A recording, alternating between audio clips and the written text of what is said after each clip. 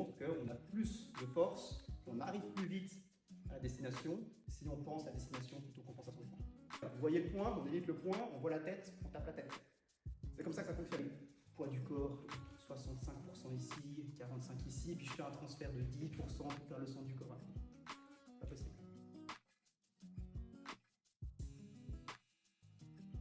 Le cerveau, il a des façons qui sont efficaces pour apprendre et des façons qui sont moins efficaces. Quand on veut entraîner le corps, il faut toujours essayer de penser à l'extérieur du corps. Plus on se concentre à comment bouge notre corps, plus on perturbe l'automatisation du mouvement. J'ai fait un petit peu avec Ricardo avant, pour mettre une frappe. Il pense beaucoup à son corps. Ricardo fait une frappe. Ah, ma hanche, bam, ok, il faut que je bouge mon épaule correctement, mon coude, etc. C'est plein de petits paramètres qui vont le perturber dans son mouvement. S'il doit penser à sa hanche, il empêche sa hanche de bouger comme elle devrait bouger naturellement. Okay. Il y a une automatisation du mouvement qui a été faite. Il s'est entraîné quelques fois, il sait bouger ses hanches avec ses mains.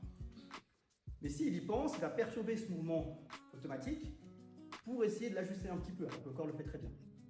Si je dis de penser à la patte d'ours et pas du tout à son corps, il va laisser l'automatisation du corps se faire et il pourra avoir un mouvement beaucoup plus efficace. On a fait 2 essais, il est passé de ça à un mouvement qui rentre. Juste en changeant le focus. En plus de ça, quand vous serez en situation de stress, admettons un combat, vous ne pouvez pas penser « Ah, je vais poser mon pied comme ça, le talon levé, poids du corps, 65% ici, 45% ici, puis je fais un transfert de 10% pour faire le centre du corps. » Pas possible. Vous allez voir le point arriver, vous allez l'esquiver, vous allez envoyer une patate. Focus externe. Vous voyez le point, on évite le point, on voit la tête, on tape la tête. C'est comme ça que ça fonctionne. Donc essayez de perturber ça pour pouvoir faire le bon mouvement, je vais être en bon transfert, etc. Vous perturbez juste votre corps et vous l'empêchez d'agir correctement. Donc pensez-y, évitez au maximum de dire il faut que ton pied soit plutôt avec l'orteil ici, il faut que ton épaule soit plus basse. Plus on va mettre des indications sur le corps de la personne, moins il va réussir à faire le mouvement. Ça a quand même fonctionné. Ça fait des décennies, des siècles qu'on entraîne comme ça fonctionne.